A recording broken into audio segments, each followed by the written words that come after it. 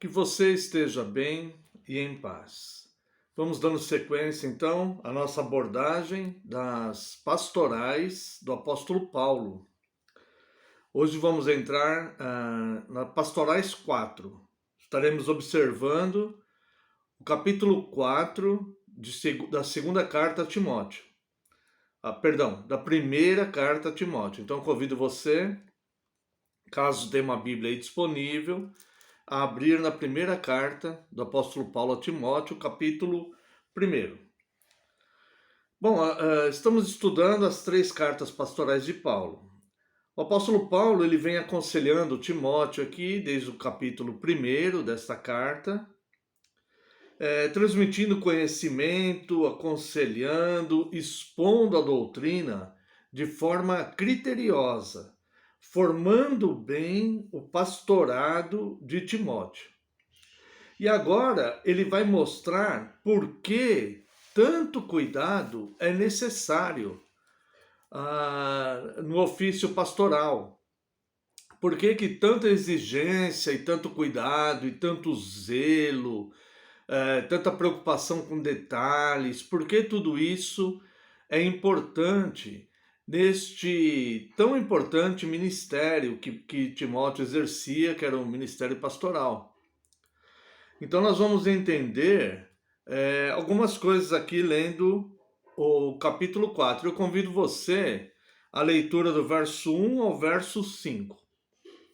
Ora, o Espírito afirma expressamente que nos últimos tempos alguns apostatarão da fé, por obedecerem a espíritos enganadores e a ensinos de demônios. Pela hipocrisia dos que falam mentiras e que têm cauterizada a própria consciência, que proíbem o casamento e exigem abstinência de alimentos que Deus criou para serem recebidos com ações de graças pelos fiéis e por quantos conhecem plenamente a verdade. Pois tudo que Deus criou é bom, e recebido com ações de graças, nada é recusável, porque pela palavra de Deus e pela oração é santificado. Bom, nós temos que entender que no início da igreja, apesar das perseguições externas que eles sofriam, era difícil entender que muitos apóstatas permaneceriam dentro da igreja e ensinando heresias como se fosse o próprio Santo Evangelho. Por isso Paulo declara que o Espírito afirma expressamente, nós vemos aqui no começo do verso 1, ora, o Espírito afirma expressamente. Ou seja, Deus revela dias futuros. Então, eles sentiam perseguição, eles sofriam perseguição, haviam algumas pessoas que se levantavam contrários à igreja, mas o apóstolo Paulo estava preparando eles para um fato que pessoas que apostatavam da fé, que negavam o verdadeiro evangelho, estariam ensinando e pregando doutrinas que não são as doutrinas do Santo Evangelho. E ele fala que em dias futuros isso iria ser acentuado. E ele dá uma ênfase aqui, dizendo que isso é uma revelação que ele, de fato, tinha recebido do Espírito Santo. E como apóstolo, ele recebia a inspiração do Espírito Santo. E essa inspiração que ele recebia, ele escreveu. Por isso que a Bíblia ela é composta da palavra de Deus. Autores humanos que receberam essa inspiração divina do Espírito Santo compuseram a Bíblia, né? O que eles fizeram? Eles escreveram e guardaram de fato para essas gerações futuras. Então essa não é uma carta que ficou perdida no tempo, que só teve a sua utilidade para Timóteo naquela época. Não, ela é uma carta atual, porque ela é inspirada pelo Espírito Santo. Então ele diz aqui, ora, o Espírito afirma expressamente que nos últimos tempos alguns apostatarão da fé por obedecerem a espíritos enganadores e a ensinos de demônios. Isso é muito comum hoje, nos nossos tempos, né? Um outro apóstolo também disse isso.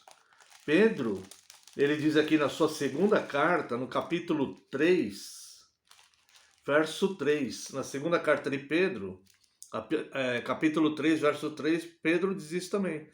Tendo em conta, antes de tudo, que nos últimos dias virão escarnecedores com os seus escárnios, andando segundo as próprias paixões, no meio chamado igreja. Não, claro que existem aquelas igrejas que são fiéis mesmo, mas essas pessoas, elas são vistas pelos de fora e muitas vezes pelos de dentro da igreja como pessoas que frequentam igrejas, que fazem parte da igreja.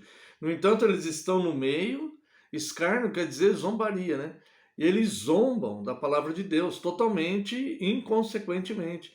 E muitos ensinam, como nós vamos ver aqui, heresias como se fosse o próprio evangelho, né? Ou seja, assim como falsos mestres perturbaram Israel no período do Antigo Testamento, assim também eles perturbariam e estão perturbando, né, a Igreja de Cristo ao longo dos séculos. Por isso é tão necessário que os pastores advirtam o povo sobre cada surgimento de falsos ensinos, de heresias e de falsos mestres. Olha só aqui o verso 6. Depois nós vamos chegar lá no verso 6, vamos analisar. Mas olha só o que Paulo fala aqui no verso 6. Expondo estas coisas aos irmãos, serás bom ministro de Cristo Jesus, alimentado com as palavras da fé e da boa doutrina que tem seguido. Então, é muito importante os pastores alertarem a congregação acerca de falsos mestres e falsos ensinos, heresias e seitas que se levantam, que já se levantaram e que estão se levantando atualmente. Muitas pessoas entendem isso, que não deveria falar de outras denominações e tal, mas é necessário esta advertência, né? Nós devemos expor isso como Paulo mandou Timóteo expor essas coisas, tá? Então vamos lá, verso 1. Ora, o Espírito afirma expressamente que nos últimos tempos alguns apostatarão da fé por obedecerem a espíritos enganadores e a ensinos de demônios. Então veja aqui tem duas situações: espíritos enganadores e ensinos de demônios. O que nós entendemos disso? Que os espíritos enganadores aqui são os espíritos dos falsos mestres, dos falsos profetas, né? E que são pessoas de má fé. Mas também existe a influência de demônios na pregação deles. Então nós vemos aqui, o Espírito afirma expressamente que nos últimos tempos alguns apostatarão da fé, ou seja, essas pessoas elas não respondem mais pela fé cristã, porque elas se distanciaram da sã doutrina. E começaram então a obedecerem espíritos enganadores, que são espíritos dos próprios falsos mestres. Então aprende uma heresia e começa a ensinar aquela heresia. Começa a obedecer aquela doutrina herética, aquela doutrina espúria, tá? E também ensinos de demônios. Então são duas influências aqui: a má fé dos homens, a imaginação humana que cria falsas doutrinas, e o engano dos demônios, que se aproveitam desta apostasia dessas pessoas que se entregam a essas heresias que nascem da imaginação humana e começam então a acentuar o erro com a intenção de fazer os pequeninos de Cristo tropeçarem, tá? Então, a má fé dos homens e a ação demoníaca na pregação da profecia. Se você quiser abrir lá em 1 Reis, primeiro livro dos Reis, capítulo 22, vamos ver aqui rapidamente. Leremos a partir do verso 21. 1 Reis, capítulo 22, versos 21 a 23. Diz assim: Então saiu um espírito e se apresentou diante do Senhor e disse: Eu o enganarei. Perguntou-lhe o Senhor: Com que? Respondeu ele: Sairei e serei espírito mentiroso na boca de todos os seus profetas. Então, aqui a intenção era enganar Acabe, né? Como nós vemos aqui, uma profecia de Micaías, né? Então nós vemos no verso 20, perguntou o Senhor: quem enganará Acabe para que suba em Ramote de Gileade e tal? Então nós vemos aqui que um espírito enganador se apresentou: eu vou enganar, eu vou estar na boca desses profetas e tal. Claro que houve a permissão de Deus, porque nada acontece sem a permissão de Deus. E Deus tem os seus propósitos em todas as coisas. E o propósito de Deus aqui é proteger o seu povo do engano, tanto da má fé dos homens, como dos espíritos enganadores, ensinos de demônios mesmo, que conforme o apóstolo Paulo fala aqui, né? Compare isso com 1 Coríntios 12, 3. 1 Coríntios 12, 3 fala do verdadeiro pregador, do verdadeiro pregador, do verdadeiro servo de Deus, né? Por isso vos faço compreender que ninguém que fala pelo Espírito de Deus afirma anátema Jesus. Por outro lado, ninguém pode dizer Senhor Jesus senão pelo Espírito Santo. Quando diz que ninguém pode dizer Senhor Jesus senão pelo Espírito Santo, não é usar a frase Senhor Jesus, usar a expressão Senhor Jesus, qualquer pessoa pode usar.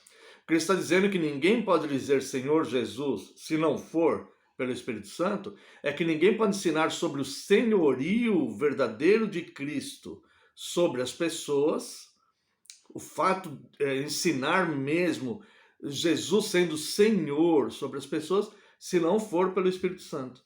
Então, aqueles que agem de má fé pela imaginação humana e que recebem influência de demônios, de ensinos de demônios, eles não ensinam esse senhorio de Cristo. E por isso eles ensinam falsas doutrinas. 1 João, nós devemos seguir a orientação do apóstolo João também. 1 João, capítulo 4, verso 1, diz assim: Amados, não deis crédito a qualquer espírito, antes provai os espíritos se procedem de Deus, porque muitos falsos profetas têm saído mundo afora. Tá? E o texto segue, né? Vamos voltar lá. 1 Timóteo capítulo 4. O texto segue e ele vai falar agora da hipocrisia. Verso 2: Pela hipocrisia dos que falam mentiras e têm cauterizado a própria consciência. Hipocrisia dos que falam mentiras. Vemos uma associação aqui, né? Os hipócritas são homens mentirosos que não se importam em rejeitar ou não se importam em receber influência demoníaca em suas mentiras. Por isso eles têm a consciência cauterizada. A consciência deveria ser o juiz deles, para discernir o que é de fato de Deus, do Espírito Santo, e o que é da imaginação humana e o que é demoníaco. Antes da Bíblia ficar pronta, era mais difícil para os cristãos verdadeiros observarem e discernirem isso. Hoje nós temos a Bíblia com o que comparar. Se aquele ensino, de fato, ele é bíblico contextualmente, ou se ele é tirado de versículos isolados e partes isoladas da Bíblia e acrescentado à imaginação humana e ensinos de demônios. Verso 3, duas atribuições aqui dos falsos mestres. Vamos lá. Que proíbem o casamento e exigem abstinência de alimentos. Então, proíbem casamento e exigem abstinência de alimentos. São atribuições de falsos mestres. Isso acontece porque na hipocrisia é abandonada a verdade. É abandonada a verdade da santidade. Então, eles precisam buscar algo em que se apoiar. então criam suas próprias doutrinas. E aí proíbe, então, o casamento, que nem ele citou dois exemplos. Mas existem muitas outras falsas doutrinas além desses dois que ele ensinou aqui. A primeira é a proibição do casamento, ou seja, o celibato obrigatório. Na verdade, o celibato ele é voluntário. O Senhor Jesus fala sobre isso em Mateus 19, verso 12. Eu vou ler rapidinho aqui para dar tempo de nós terminarmos pelo menos esse capítulo hoje. Mateus 19, verso 12. Porque há eunucos de nascença. Eunuco é o homem que ele não vai poder possuir uma mulher, né? Há eunucos de nascença. Alguns nascem assim. Há outros que os homens se fizeram tais. Nessa época eles tinham haréns, então eles castravam homens que era para cuidar das mulheres do rei ou das mulheres daquele nobre, sem se envolverem com elas, tá? E há outros que a si mesmos se fizeram eunucos por causa do reino dos céus. Ou seja, estes são aqueles que voluntariamente abrem mão de possuir uma esposa para viver totalmente para o reino dos céus, tá? Mas isso não é obrigatório, isso é voluntário. O celibato ele é voluntário. Então é herético você obrigar o vocacionado a ser celibatário. Depois vemos aqui o verso abstinência de alimentos, né? Sobre proibir alimentos, não há base bíblica nenhuma para que se proíba alimentos, tá? Nós vemos que Deus proibiu o consumo de animais impuros durante o período do Antigo Testamento, o período levítico. Isso aconteceu porque o Antigo Testamento ele era didático, escola. Eram sombras do que haveria de vir. Então, o Antigo Testamento ensinava a respeito de Cristo, da igreja, do povo de Deus e tal. E a proibição de comer animais considerados impuros era para diferenciar o povo de Deus, que seria um povo puro, dos pagãos, que seriam então um povo impuro. Mas antes dessa proibição e depois é regulamentado poder comer sim. Se nós vermos aqui em Gênesis capítulo 9, quando Noé desceu da arca, o início da nova sociedade, Deus autoriza comer de todo tipo de alimento. Gênesis capítulo 9, vamos lá. Gênesis capítulo 9, verso 3. Vamos ler do verso 1 ao verso 3. Abençoou Deus a Noé e a seus filhos e lhes disse: Sede fecundos, multiplicai-vos e enchei a terra. Pavor e medo de vós virão sobre todos os animais da terra e sobre todas as aves dos céus, tudo que se move sobre a terra e todos os peixes do mar, nas vossas mãos serão entregues. Tudo que se move e vive, ser-vos-á para alimento. Como vos dei a erva verde, tudo vos dou agora. Carne, porém, com sua vida, isto é, com o seu sangue, não comereis. Então Deus permite comer de todo alimento, menos carne sufocada no sangue. De todo alimento Deus permite comer. Depois disso, Deus então faz a proibição de não comer animais impuros no Antigo Testamento para mostrar, né, no período levítico, para fazer uma ilustração da diferença que o povo de Deus deveria ser santo e os demais impuros. No Novo Testamento é regulamentado novamente o poder comer todas as coisas. E é por isso que Paulo ele faz essa regulamentação aqui nesta carta a Timóteo. Tá? 1 Timóteo 4 que estamos observando. Que proíbe um casamento, e verso 3.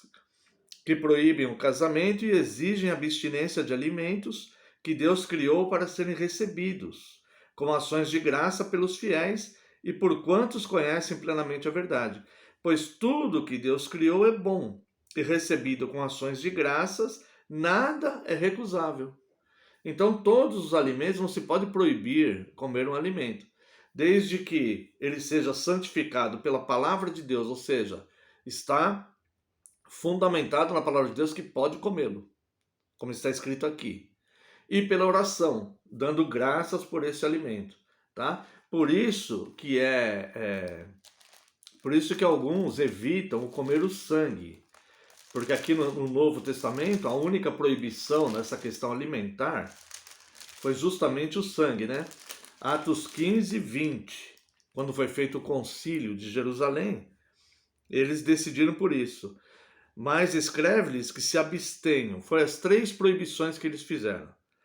Mas que se abstenham das contaminações dos ídolos, bem como das relações sexuais ilícitas e da carne de animais sufocados do sangue e do sangue.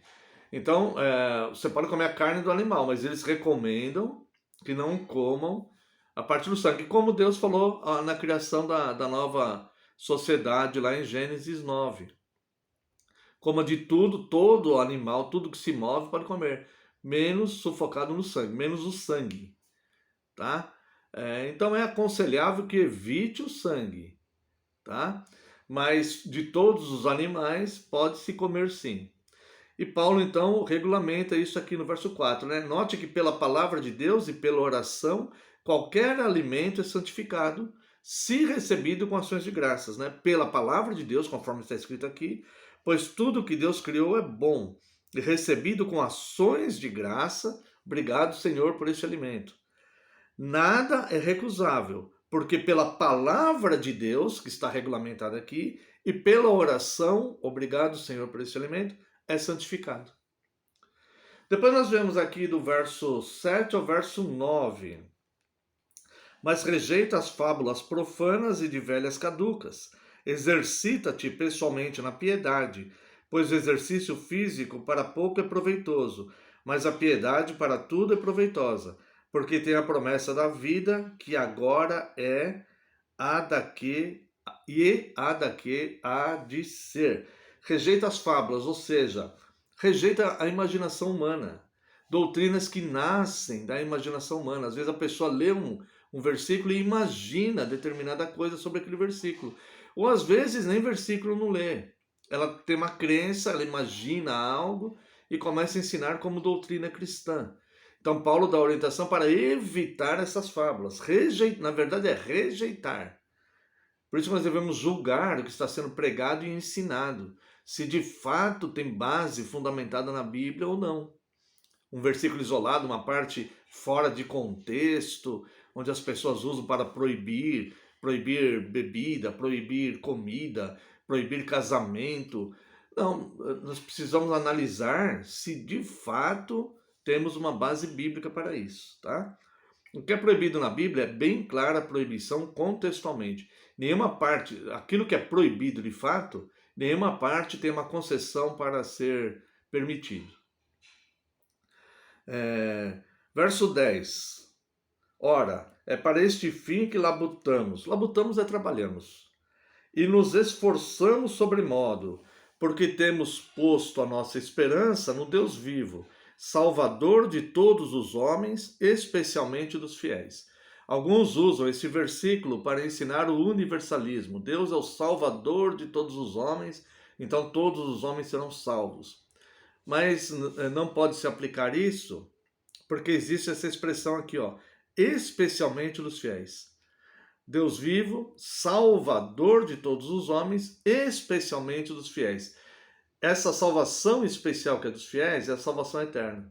Deus é o Salvador de todos os homens, no sentido que o homem precisa de muitos livramentos, muita proteção, muita salvação. Então ele precisa de salvação de perigos, de doenças, de acidentes e tudo mais. E toda vez que alguém é salvo, mesmo o ímpio, o répro, toda vez que alguém é salvo, seja pelo veículo que foi salvo, é Deus que provê aquela salvação para ele. Se uma pessoa estiver se afogando e o salva-vidas correr lá e salvar essa pessoa, mesmo sendo ímpio, tanto que estava se afogando como o salva-vidas, foi Deus que providenciou essa salvação para aquela pessoa. Então, Deus é o Salvador de todos os homens, no sentido de prover toda a salvação que ele precisa, mas em vida. Mas especialmente os da fé, os fiéis, porque Deus para esses, Deus também provê a salvação eterna em Cristo. tá? Então não se trata de universalismo. Vamos lá, verso 11. Ordena e ensina estas coisas. Um versículo pequenininho, né? O que o apóstolo Paulo tem ensinado até aqui nesta pastoral é tão importante que ele manda Timóteo ensinar e ordenar que os fiéis guardem e vivam essas coisas. Então ele manda Timóteo ordenar isso, ele manda os pastores ordenarem isso na igreja, porque a palavra de Deus está sendo ordenada aqui, nesse sentido. Tá? Então tudo que foi visto até agora é doutrina que tem que ser seguida. Então se você analisar tudo que foi feito aqui, visto desde o capítulo 1, falando da sã doutrina, a diferença da sã doutrina e da falsa e da verdadeira, o bom combate, a prática de oração por todos os homens, Cristo sendo o único mediador, o proceder conveniente no culto público, a exclusão do ofício do ministério pastoral feminino e presbiteral feminino, as qualificações de presbíteros, pastores e diáconos, a igreja como casa de Deus, coluna e baluarte da verdade, como tratar com os apóstatas dos últimos tempos, como lidar com proibições que não são bíblicas, como proibição do casamento e de alimentos, exortação à fidelidade e zelo no ministério, tudo isso é doutrina. Por isso é que Paulo, então, nesse versículo pequenininho, que é o versículo 11, ele fala, ordena e ensina essas coisas. Uma ordem. Então nós devemos seguir, né? Porque Cristo, ele levantou os seus apóstolos para lançarem os fundamentos doutrinários da sua igreja. Se nós não obedecermos às doutrinas apostólicas, nós não estaremos, de fato, uma igreja cristã. Vamos lá, verso 12 e 13.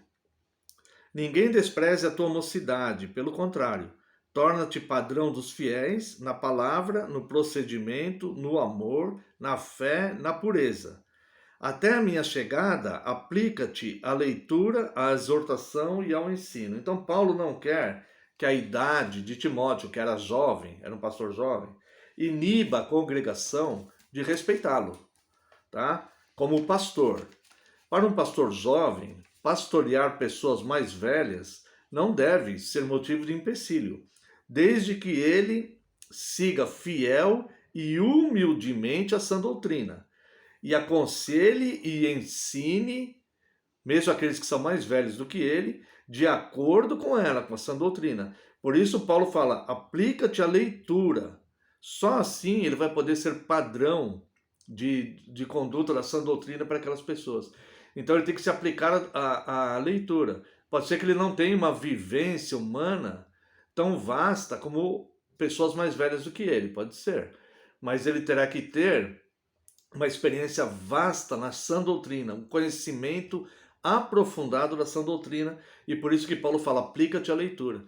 Não existe pastor e presbítero que desempenhe bem o seu ministério se ele não tem o hábito de ler, principalmente ler as escrituras, tá? Então ele tem que conhecer bem a sã doutrina para que ele possa apresentá-la, expô-la, né? E até ordená-la em amor e humildade, né? Fundamentado nas escrituras, a sua congregação. Ele deve amar a sua congregação a ponto de se dedicar muito a conhecer a sã doutrina para ensinar o caminho verdadeiro para eles e dar um bom alimento para eles, o alimento verdadeiro que vem de Deus mesmo, um pão vivo, que é Cristo, que desceu do céu. Então o pastor, o presbítero, ele tem que se esmerar muito na leitura da sã doutrina para que ele possa ensinar. A idade dele não vai fazer diferença. O que vai fazer diferença é o conhecimento dele na sã doutrina e a diligência, o zelo dele por essa sã doutrina, por se manter fiel a ela. Tá? Depois vemos o verso 14 e 15. Não te faças negligente para com o dom que há em ti, o qual te foi concedido mediante profecia com a imposição das mãos do presbitério. Medita estas coisas e nelas sê diligente, para que o teu progresso a todos seja manifesto. Então aqui nós vemos meditação e diligência, elementos fundamentais na prática da fé cristã. Devemos meditar na sã doutrina e sermos zelosos dela, né? E Paulo orienta Timóteo a fazer uso da graça com que foi dotado para a edificação da igreja. Deus não quer que talentos que ele mesmo, o próprio Deus, concedeu aos homens, sejam enterrados ou desprezados e tornem-se infrutíferos. Então, ele fala que é para aplicar os talentos que Deus concedeu a ele, né? Essa graça mediante profecia que Timóteo recebeu. Como seria isso? Bom, Paulo, como apóstolo, ele recebia a inspiração do Espírito Santo. Portanto, não é algo de critério humano que ele está ensinando aqui, mas o chamado e a vocação dos presbíteros e apóstolos e pastores, elas vêm de Cristo, tá? Imposição de mãos. Todos que eram ordenados na igreja apostólica eram ordenados através da imposição de mãos. Era uma prática comum dos apóstolos e a igreja deve continuar assim, né? Nós fazemos isso, tá?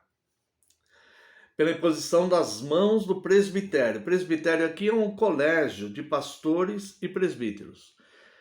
Basta um pastor ordenado para ordenar um outro pastor.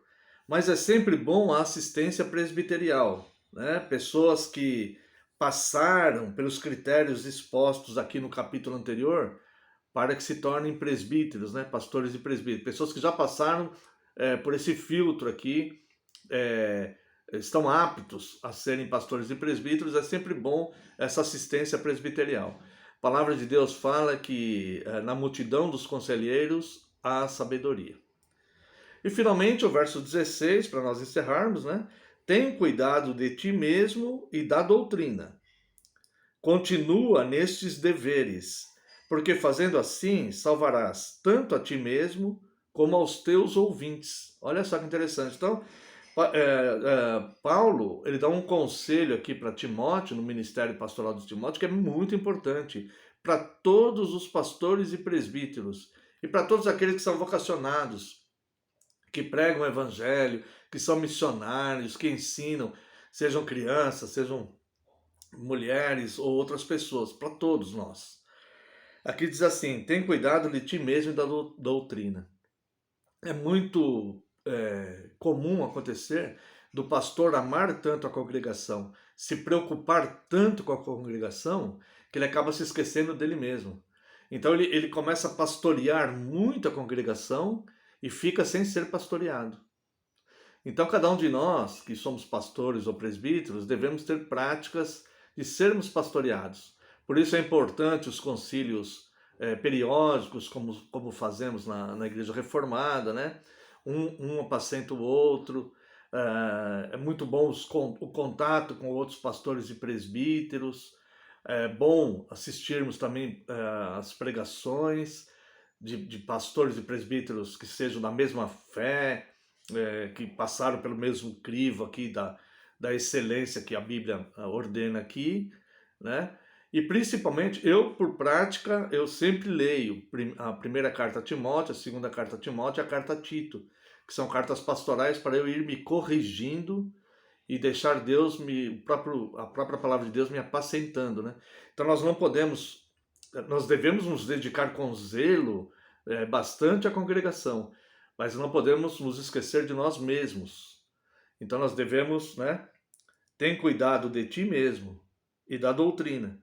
Continua nesses deveres, porque fazendo assim salvarás tanto a ti mesmo como aos teus ouvintes. Só para finalizar, eu costumo usar sempre uma ilustração. Quando existem dois homens andando, um deles cai na areia movediça. Aquele que está fora da areia movediça, ele quer tentar salvar o outro de lá. Mas se ele não tiver um fundamento, se ele só der a mão para o outro, a areia movediça vai puxar os dois para o fundo. Então o que ele tem que fazer? Ele procura um cipó, ele amarra aquele cipó num tronco de uma forte árvore, ele amarra aquele cipó, então, nele mesmo para ficar fundamentado ali na árvore, e aí então ele dá a mão para o outro para tentar tirar o outro da areia movediça. A areia movediça não vai ter força suficiente, nem o desespero do que está se afogando terá força suficiente para puxá-lo para dentro se ele estiver amarrado numa forte árvore, amarrado nele e na forte árvore, tá? Porque se for isso, ele vai ficar preso, fincado na árvore. Nós devemos ficar presos e firmados na rocha. Só assim nós podemos auxiliar os outros. Que Deus abençoe este pequeno estudo. E se Deus nos permitir, no próximo vídeo estaremos abordando o capítulo 5 desta pastoral. Que Deus abençoe a sua vida.